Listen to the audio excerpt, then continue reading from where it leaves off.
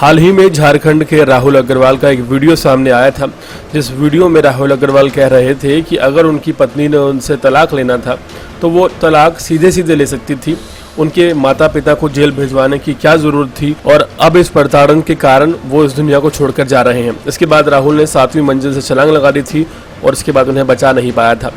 राहुल के लिए इंसाफ मांगते हुए लोगों ने प्रोटेस्ट भी किया, जिसकी कई तस्वीरें और वीडियो सामने आई और राहुल के लिए न्याय मांगते हुए कई लोग नजर आए।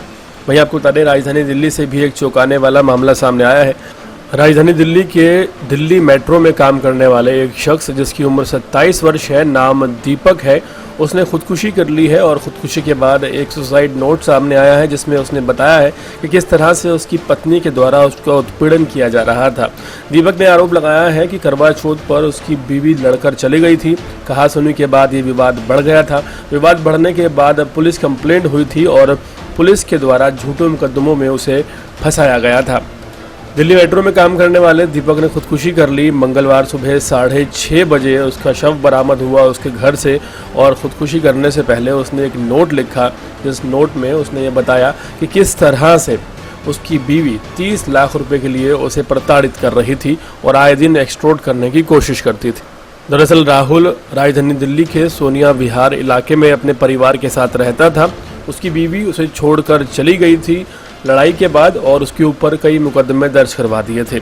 मुकदमों के चलते लगातार डिप्रेशन में दीपक चल रहा था, और दीपक ने अपने सुसाइड नोट में इस बात का खुलासा किया है कि दीपक से उसकी वाइफ 30 लाख रुपए एक्सटॉर्शन के तौर पर मांग रही थी, जो उसके पास नहीं थे। राजधानी दिल्ली के सोनिया विहार इलाके की एक खबर है। हैरत की बात यह है कि दीपक की 2 बेटियां हैं, और साथ ही साथ अगर उम्र की बात की जाए तो महज 27 साल का दीपक है।